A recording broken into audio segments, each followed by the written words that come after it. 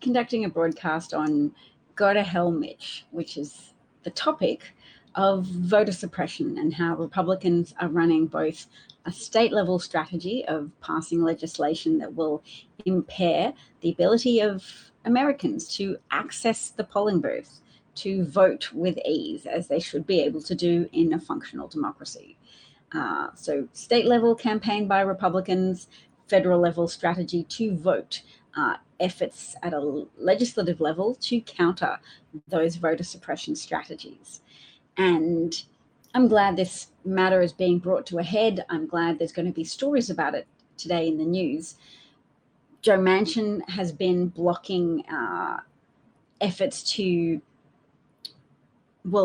has been saying that he's very affirmatively opposed to ending the filibuster, i.e. prioritizing gaining some form of bipartisan support for Republican efforts to turn America into a Republican-run country where there is no bipartisan negotiation or compromise. There is only one party domination from a political party that is committed to gaming the system, i.e. cheating, whether it be through under the cover of a veneer of legality, but antithetical to the principles of the Constitution,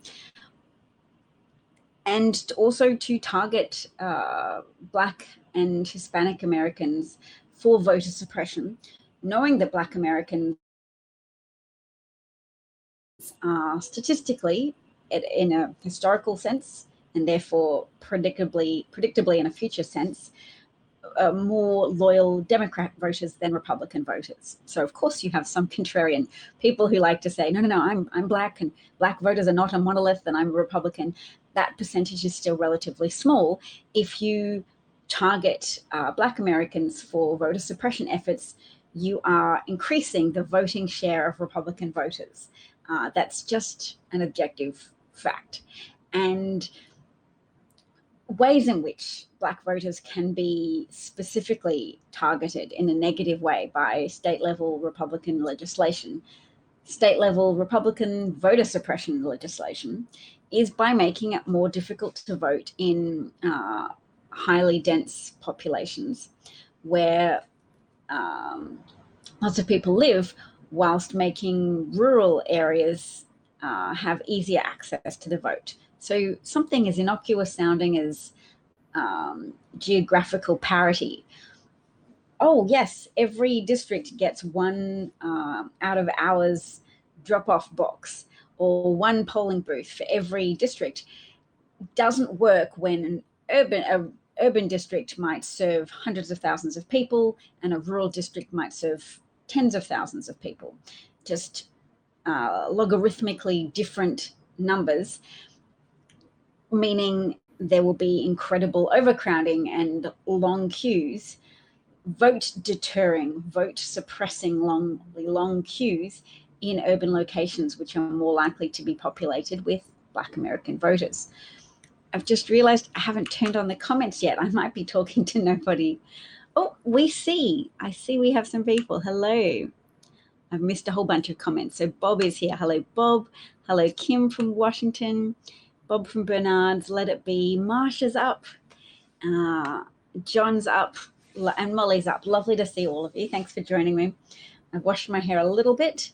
And I'm staying. We've moved. My family has moved out of the location, our family residence of 2.5 years, to another place where we'll be on holiday for a while before leaving for Boston. So thanks for putting up with the intermittent internet. I don't know how well it's streaming, but from this end here, it does look a little bit blurry, so my apologies. God damn it, go to hell, Mitch. That's my saying for the day. I don't think I'm going to find any success as a ostensibly objective news reporter, because one of my heart on my sleeve elements is, heart on sleeve, full-throated, passionate response to the news. I don't know that I'm ever going to be able to pretend not to find Mitch McConnell's actions entirely reprehensible and antithetical to democratic principles. Now, I don't want to just say democracy like I revere it without remembering why I value democracy. I think it's important to rehabilitate the image of democracy because uh, there's been gridlock in Congress for a while. And the gridlock is not just, oh, Congress, it's specifically, ooh, Republicans, because the Republican legislative agenda is not hampered by gridlock in the Senate. It's not hampered by the filibuster because it's a very narrow legislative agenda. They want to uh, have tax cuts for their uber wealthy donors. That's very narrow. They believe in small government. Government can just relieve the wealthy of their burden to give back to the societies that have scaffolded their incredible growth.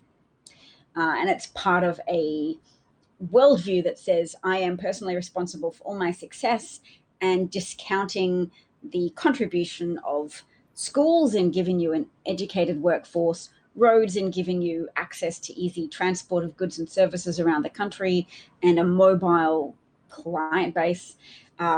All of these things which enable millionaires to flourish in the United States. Those things were made possible by an infrastructure that was built through contributions from wealthy Americans that were compelled by big government activity, legislating to compel wealthy people to contribute to the running of the country in which they hoped to prosper. So to backtrack, I'm not just calling them tax cuts anymore. I'm saying the Republican agenda is to liberate the wealthy from responsibility. It's an irresponsible agenda because even though so much of American public life has been marinating in Ayn Randian sentiments for a long time, and the main people who've tried to vocalize opposition to that have been the left. And some of that left does not reflect well on the left in general, because some of that left is given over to the misguided ideology of communism, of the forcible redistribution of everything and state-owned everything. And to be frank, they have no common sense and no sense of history. They don't appreciate that Stalin, that Chairman Mao, that Lenin were sodding dictators who killed millions and millions of people, and that type of over centralized bureaucracy gives too much power, is antithetical to the better parts of the Constitution, which sought to prevent tyranny through breaking government into three co-equal branches. That's why democracy is useful. And that's why communism is less than useful. It claims to be run by the people, but ultimately it involves a necessary centralization of power because it's overambitious. It bites off too much of the cookie. Whatever, it's an approach that's been proved time and time again to result in mass murder, mass death, man-made famine, and just a lot of suffering. So we don't do that. We disparage communism openly because that undercuts the criticism of the right wing without actually sacrificing our principles. It's not our principles to aspire to communism or socialism. Democratic socialism, I'm going to abandon that as a term too and adopt social safety nets. And then I'm not using any words which inadvertently conflate my approach with the dumbasses who don't understand history, who don't understand what happened in China, that potentially 45 million people were killed by Chairman Mao's murderously negligent actions in diverting agricultural activity of China into steel production activity, just generally messing with people, putting people into re-education camps, and just preventing the growth of food crops, meaning millions of people starved to death, as well as just the active persecution of the middle class because they were too bourgeois, and the veneration of the agricultural class, while at the same time forcing agricultural workers to suddenly change and work in other jobs which they weren't trained or suited for and didn't have the infrastructure for. there's two intellectual errors on this continuum. You can be communist and think that no, nothing can be natural, everything has to be man run, you can't have any market freedom, it's all got to be centrally governed by people. Yay, the people, it overvalues people. And then libertarianism, which overvalues nature, just letting things happen naturally. No government, just let the market do its thing, and don't collect taxes from people, don't have any type of governance, just stuff. And businesses will fill the potholes. So both of those are ridiculously extreme positions, but people find themselves at various places on the continuum. What has happened in America is a degree of oversubscription to the right-wing ideologies, the over naturalistic fallacy of saying free market will fix everything, don't have government, because that particular misconception is fueled by racism in America. The racist sensibilities that have led people to really hate government-directed moves to desegregate schools, to enact civil rights legislation, to forbid companies from discriminating against people of color, and then to forbid them from discriminating against people of gender and sexual diversity, or at least starting that making moves on that path to better inclusivity and better, more thoroughly applied equality. John's given me a super hard award. Yes. Oh, Molly's bringing up something more current with the Chinese Communist Party and saying, let's not forget the organ harvesting of prisoners. Absolutely, Molly. There are people in China who have been able to pick a date of their choice for an organ transplant, meaning that on that date, somebody is going to be killed. Some political prisoner is going to have that particular organ extracted from their live, unwilling body to be given to someone. So there's some evidence of that. I don't think it's discussed particularly widely at the moment, but people have done some secret filming of meetings with doctors in which you can select a date that, you need a new kidney, you need a new retina. You can say, well, I'm going to be free on the 4th of August. And the only way they can have a calendar arrangement like that is if they are changing somebody's life status from alive to donation ready, i.e. dead. John says, you rock, Dav. Thank you, John. Mao made bread out of paper and killed millions this way. Absolutely. Well, I hadn't heard that particular detail. I've discussed previously on this broadcast how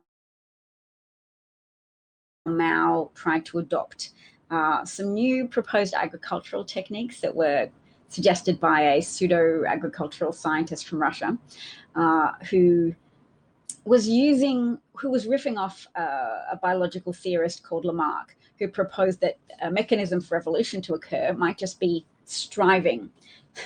So because giraffes strive to reach higher leaves, maybe an originally shorter giraffe stretched his neck, and then that characteristic was inherited by the giraffe's children, and those children passed it on to theirs, and thus the trait flourished. But that has never been demonstrated to be an adequate mechanism to account for evolution. And in fact, after a monk, what nationality was that monk? Gregor Mendel. Mendel. He's a mathematician and geneticist, the first geneticist, I guess you could say. Not that he was looking down at the level of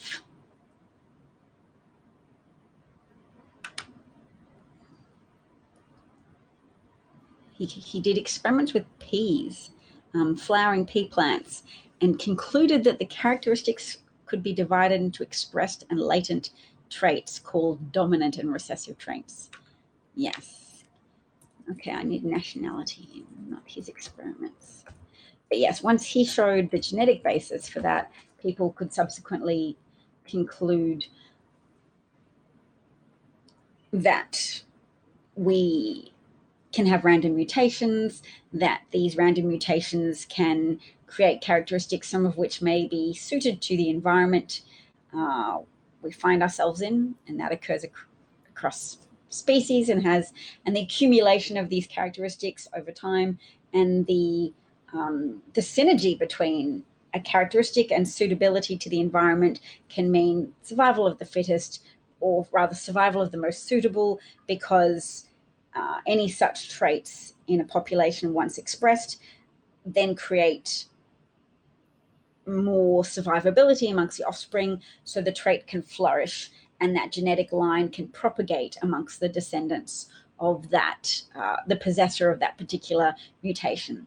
And that we all have random mutations. Doesn't mean we belong in the X-Men movies, X-Women movies. Oh, they should do an X-Women movie. It's just ladies in it mostly, just to mix up the titles instead of calling it X-Men all the time. Imagine if that has any cachet, X-Women. Anyway, Gregor Mendel, we were talking about Chairman Mao working with the Lamarck theory, which is incorrect, that striving creates new characteristics. So they tried to create new characteristics in agricultural crops by giving them more obstacles to overcome as plants. So they dug trenches 6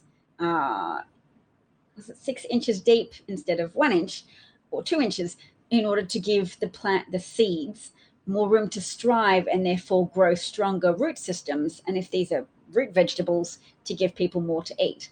And that didn't work. You dig a 6-inch trench, instead of striving, the seeds just died in the ground and were unable to reach the surface, because you can't create a random genetic mutation just by making things difficult for seeds. But when you have an overly centralized government like that, it becomes a situation conducive to the flourishing of cult personality politics. So nobody could challenge Chairman Mao and say, these strategies aren't working. You're making things more difficult to the seeds to give them what you think is an environment conducive to growth and change. Instead, you're just killing the seeds and nothing's growing. Instead of telling Chairman Mao he'd been wrong, you don't challenge the cult personality politician or you'll die. They told him, great job, everything's flourishing. They carved pieces of wood into the shapes of fruits and vegetables and painted them and took photos, and such was the poor quality of photography at that stage. They could say, look at these abundant crops that have been harvested because of your insights, your agricultural genius, and you can't eat bits of painted wood. So people died in the millions.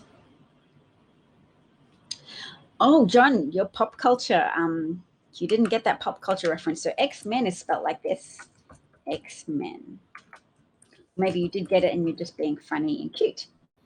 X-Men, and then an X-Women movie. Aha.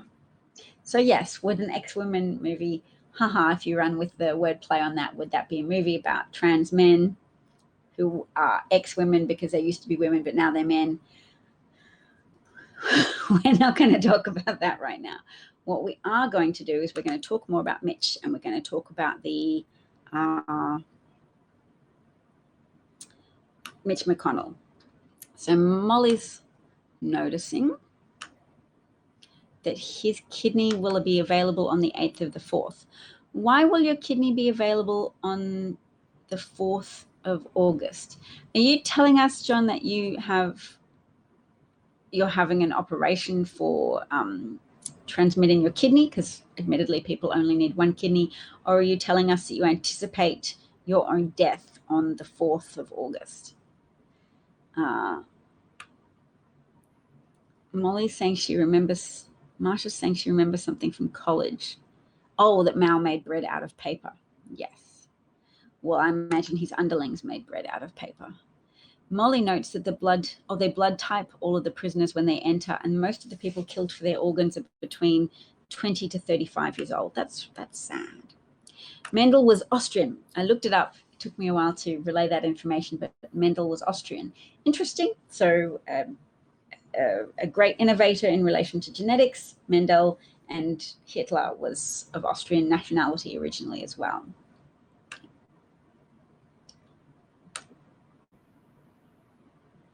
Forget about your kidney?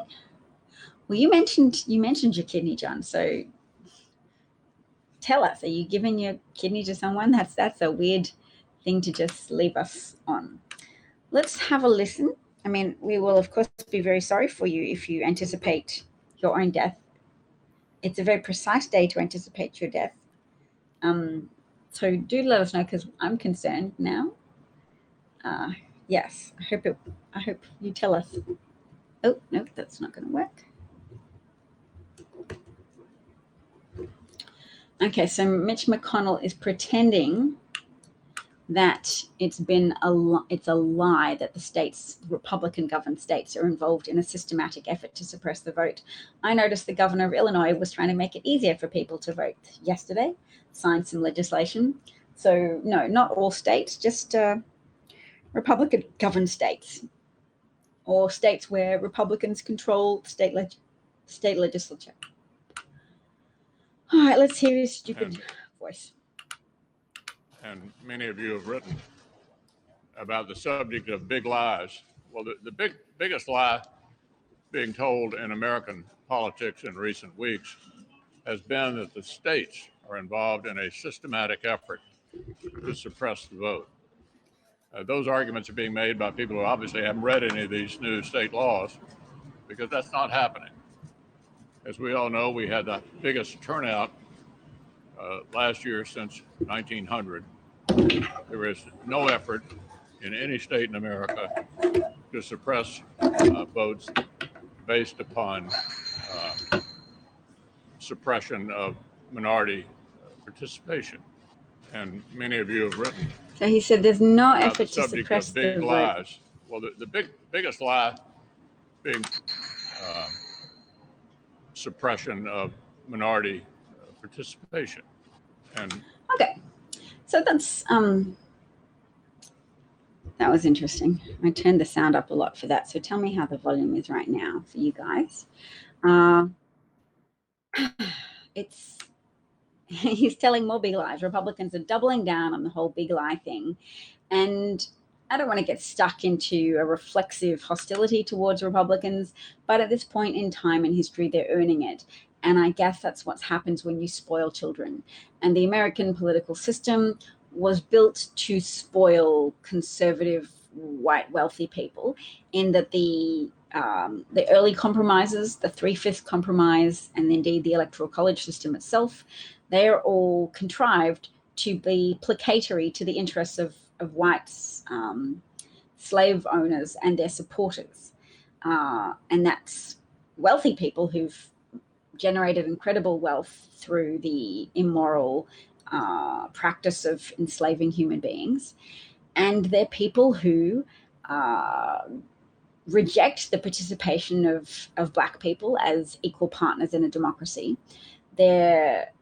There are some hereditary ideas. They're not automatically hereditary ideas, but if you're born to someone who did originally have extraordinary wealth as a consequence of slavery, and you've been compelled to fight for the Confederacy, and you've then been part of lynching movements, and you've objected to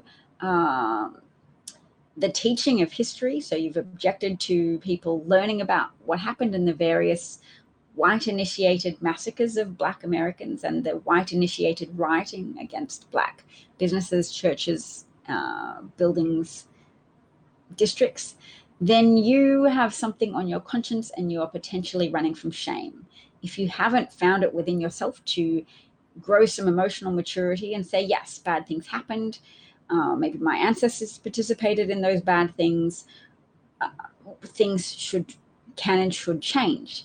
If you haven't been able to achieve that, then yes, maybe you're stuck on a hamster wheel of racist rationalizations whereby you continue to protest that it's the wrong thing to do to learn about history. It's wrong to pay attention to the disproportionate number of police murders of Black Americans. You're going to keep telling yourself that you're just being interested in inequality when you say all lives matter, instead of what it really is, which is an ideological movement seeking to deny the reality of disproportionate police targeting of Black Americans for investigation, prosecution, and extrajudicial murder.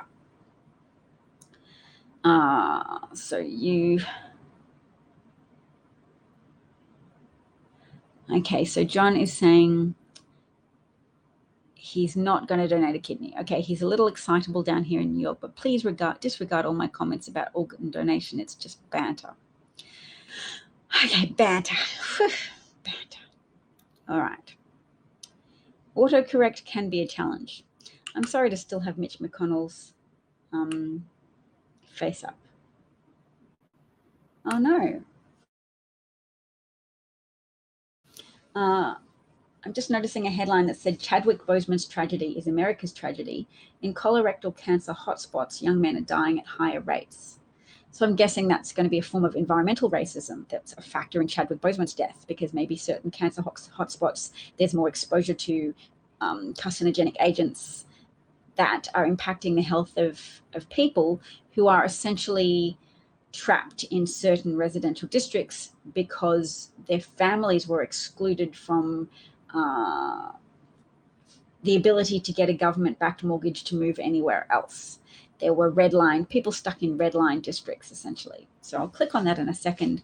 I'm just going to note 2 more points about Mitch McConnell. One, the Republican Project has said Republicans would rather suppress your vote than make any attempt to earn it.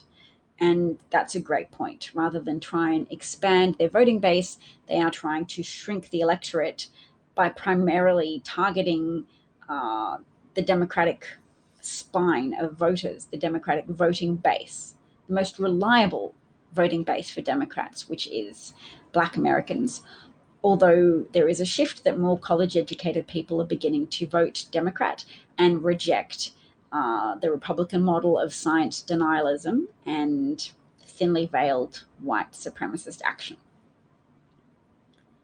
So let's have a look at Chadwick Boseman's death and what that says. By studying counties labeled hotspots of death, researchers hope to better identify reasons for the rise in early onset colorectal cancer. All right, I'm keen to know. Even as colorectal cancer rates have declined for people 50 and over, they have more than doubled among American adults under 50. Why?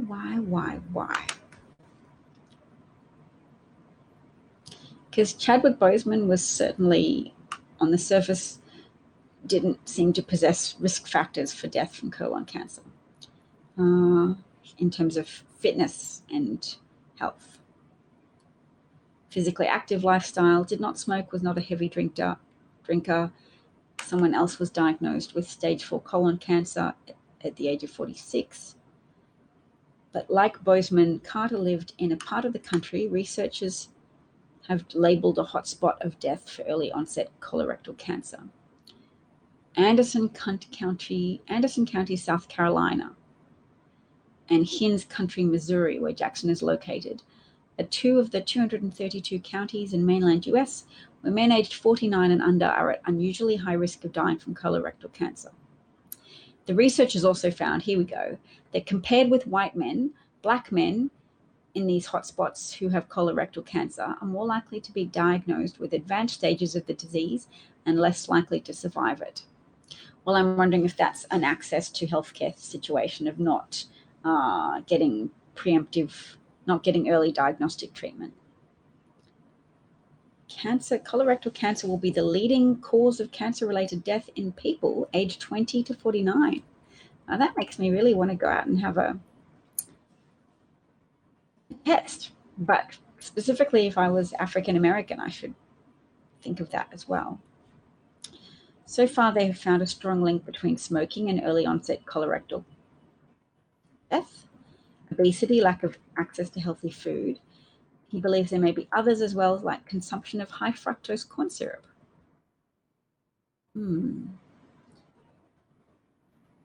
Many are unaware if their family has a history of colorectal cancer, which raises one's own risk for the disease. As a result, they often ignore possible symptoms of colorectal cancer and delay getting screened. Okay. Okay, so you need, for many Black men, just talking about preventative measures like colonoscopies or symptoms like bleeding from the rectum or a change in bowel habits can be uncomfortable because it deals with such an intimate part of the body. And doctors and nurses sometimes don't think their young patients are at risk either. Wow.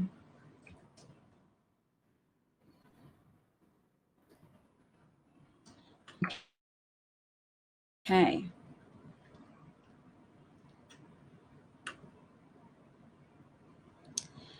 So Kimchi says, I have zero white guilt. I do feel shame for those whites who spew hatred and ignorance. And John says, Dav, they'll probably blame whatever goes wrong this year on COVID vaccination wrongly. And Bob says, my ancestors, the Kramers in Mendham, New Jersey, broke away from the First Presbyterian Church in the 1850s because of slavery and started the Second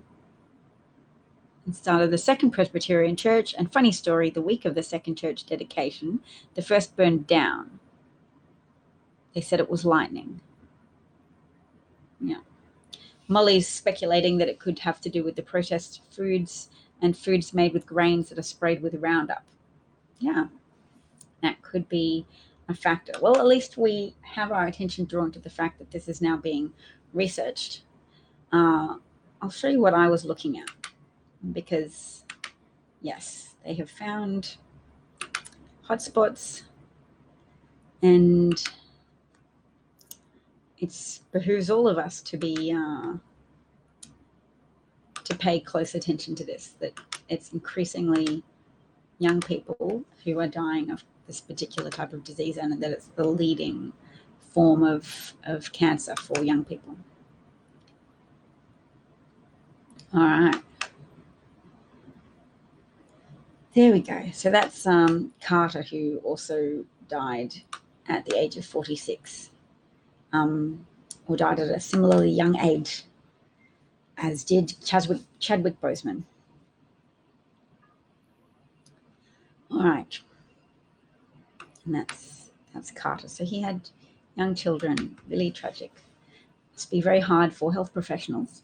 I'm really thinking of health professionals at the moment because there's noise being made, and it's important noise, about the Delta variant and its likely impact on the South, because so many under-vaccinated counties are located in the South, counties where under 20% of adults have got their first dose of the vaccination, creating conditions that are ripe for that particular variant, the Delta variant B.1.617, to take hold and to spread in those communities. And I want them to know now how badly their leadership is betraying them, how badly Ron DeSantis, how badly Donald Trump, who could be out there promoting vaccination to his loyal followers who still hang off his every word. There's certain words that he said that have already resonated with them. So it's harder for him now to backtrack on his previous position and be really keen about vaccination. He's still out there right now saying, oh, well, maybe they're trying to vaccinate young children and they shouldn't do that. I heard his voice yesterday, which I'd enjoyed not hearing, but I also think it's important to stay on top of what he's still doing. We can congratulate ourselves that we've made him invisible, but he's not really that invisible. He's less dominant in the media. He's relatively impotent because he's out of power and out of office, and he's not such a news story anymore, but he's still doing things, and we still do need to learn from the previous complacency that helped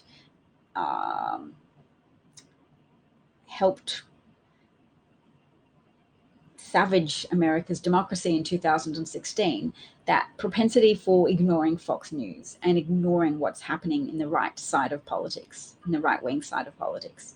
When they're up to things, we have to know about it.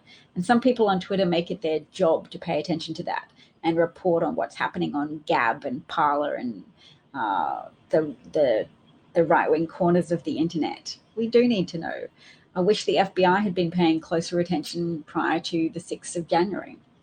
But yes. For what it's worth, Bob is saying they tested Roundup to see if they could clear vegetation on ponds and lakes, and they found that the product killed 200% of all amphibious life. How can it kill 200% there, Bob? Is that a typo when you meant 100%? Because surely you can express life as a proportion, and if you're using percentages, 100% would be the maximum. So let me know if there's anything that we need to change about that. And I'm going to go soon with shopping with my daughter. I'm staying near a mall, which is quite exciting. And okay. US Capitol Police Union is growing increasingly concerned or pessimistic about $2 billion emergency capital security spending bill that's been approved by the US House in spring, but there's crickets in the Senate. And they're operating 300 offices below authorized levels, and there's a retirement balloon looming as well, meaning, I guess, that there's a lot of officers due for retirement, which will significantly expand that number of officers below authorized levels. And we know what happened on the 6th of January, and we know how inadequate attention paid to Capitol security resulted in the embarrassing and deadly situation of 5 people dying during a violent attempted overthrow of the government and the sacking of the Capitol, poop being smeared on the walls of America's home of the legislative branch. Here is Nancy Pelosi making a strong statement in response to Republican obstructionism, Republican devotion to Senate gridlock. Not Senate gridlock, Republican devotion to suppressing the vote through legislative action in Republican-controlled state legislatures in, I think, 39 different states. She writes, "The For the People Act is the remedy to the anti-democratic tide that is sweeping our nation. Yet all Senate Republicans voted against even proceeding to debate on democracy reform because they know that the only way for them to win elections is to suppress the vote."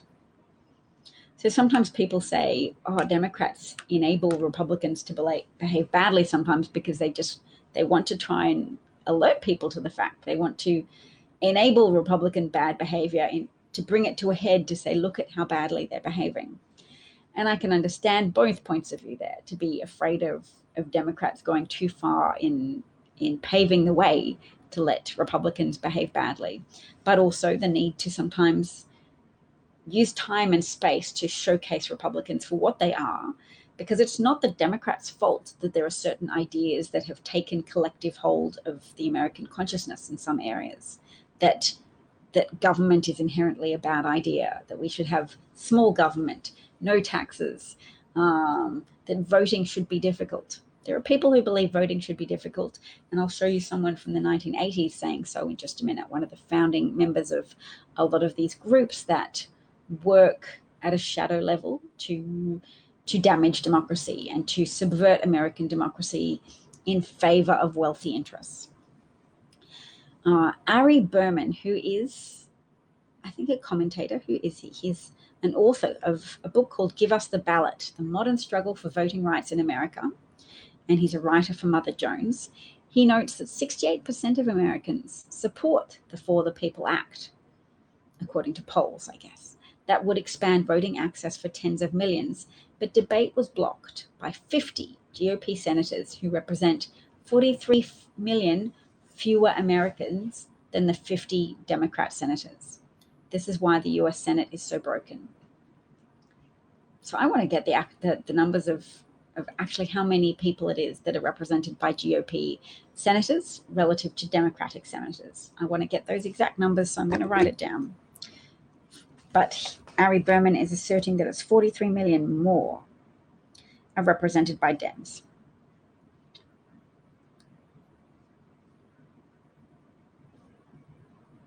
Okay. Oh, he's got a thread, so maybe he will tell us more about that. Let's have a look. 50 Dems on votes on the For the People Act represent 187 million Americans, which is 56.5% of the population. And 50 GOP votes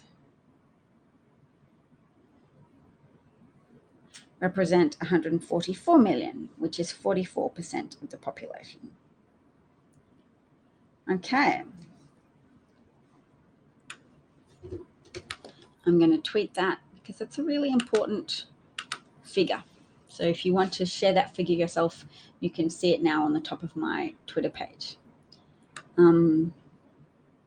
Someone says, it's how our democracy is supposed to work. The flaw, the original flaw, is in the 232-year-old design. Democracy needs an update.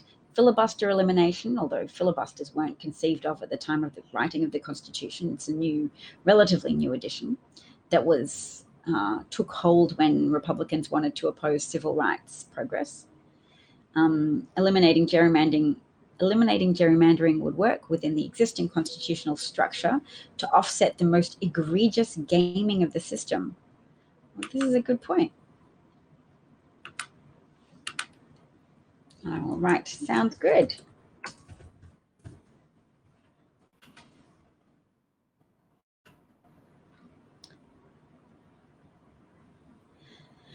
So people who say, they've got to take off the kid gloves. Democrats are trying to help build a political consensus. Ultimately, they are the rulers. I mean, the elected leaders of the United States, but they are working within a pre-existing structure. Let's see what Barack Obama has to say.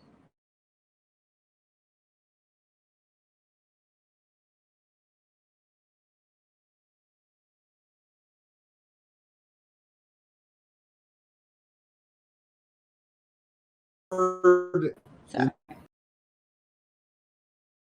The Senate's preparing to take action on a bill that would strengthen our democracy, but Republican senators are afraid to even debate it. This week, Eric Holder and I had the chance to talk with folks across the country about what's at stake and how we can make a difference.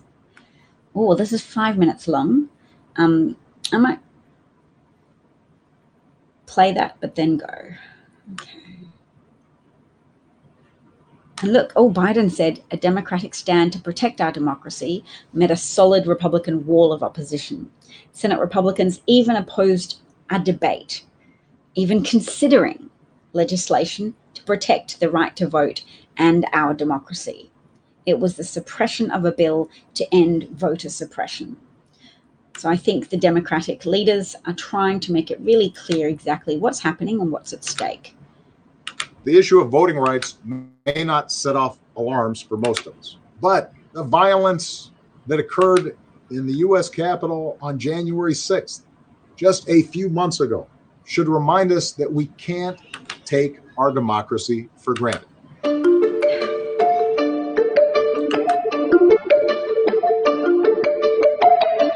The desire of the American people to be heard led to record turnout.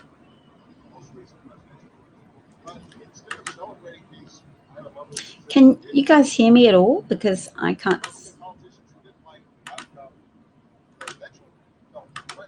The surge in citizen participation have now decided to double down. They don't want to just make it harder for certain people to vote.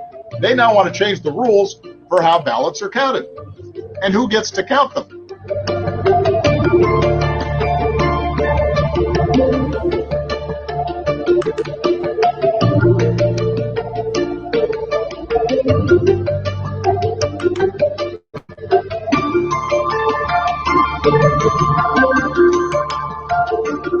Republicans in the Senate are lining up to try to use the filibuster to stop the For the People Act from even being debated in the aftermath of an insurrection.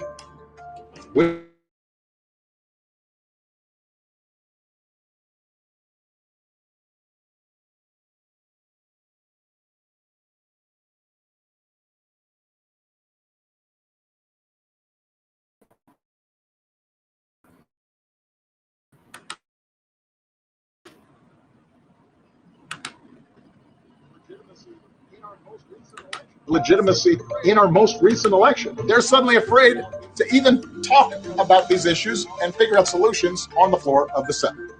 They don't even want to talk about voting. And that's not acceptable.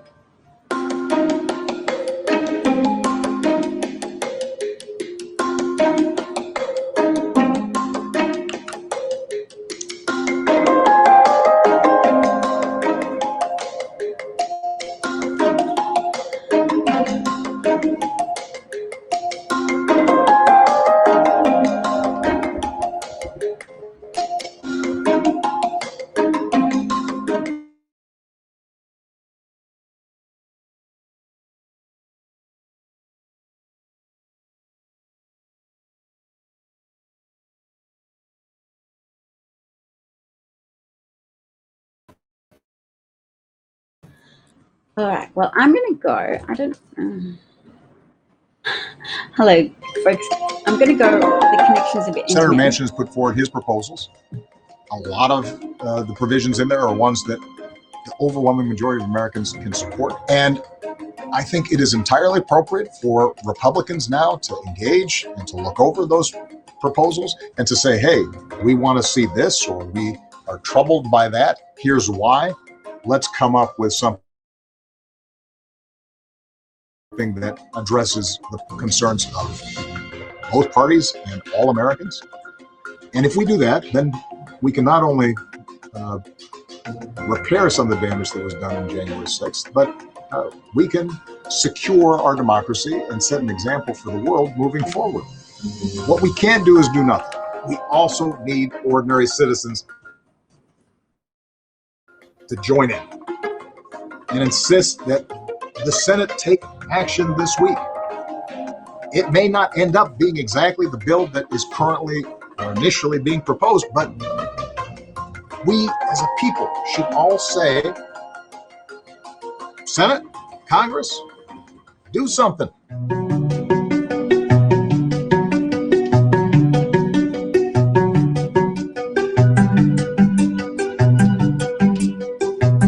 In defense of all these laws, these legislatures would allege that they were trying to prevent voter fraud. And they would say sometimes just outright, sometimes they would insinuate that some voters, especially those in large urban minority communities, are somehow illegitimate. Despite repeated studies showing that serious voter fraud is virtually non-existent.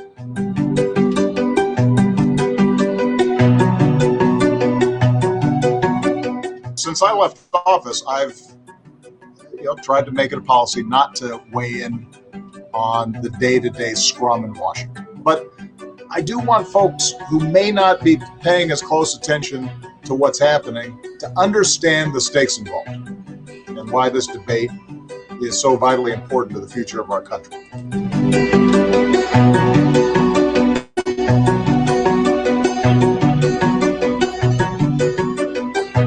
We are not immune from some of these efforts to weaken our democracy. And our own history should remind us that democracy isn't a given. We can't wait until the next election, because if we have the same kinds of shenanigans that brought about January 6th, if we have that for a couple more election cycles, we're going to have real problems in terms of our democracy long term.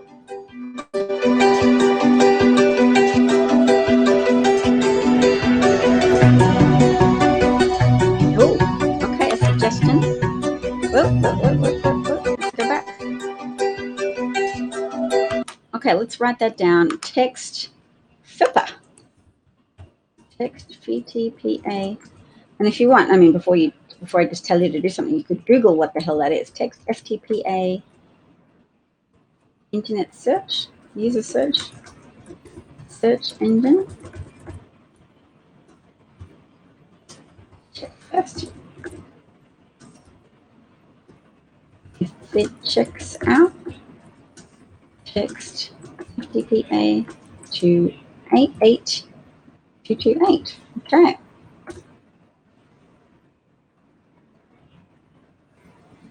To call your senators to tell them to Well, that's kind of overdue, isn't it? They just, oh, we can ask them to take it up again. Chuck Schumer says this is not the end of it. They're not giving up.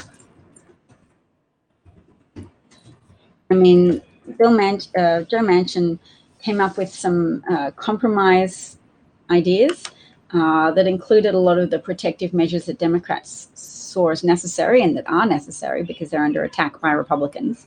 And Republicans, led by Mitch McConnell, were very quick to reject Manchin's bipartisan modification, where he got rid of some of the things they didn't like no excuse absentee voting. I'm coming, guys. Okay, I'll have to go. I'm coming.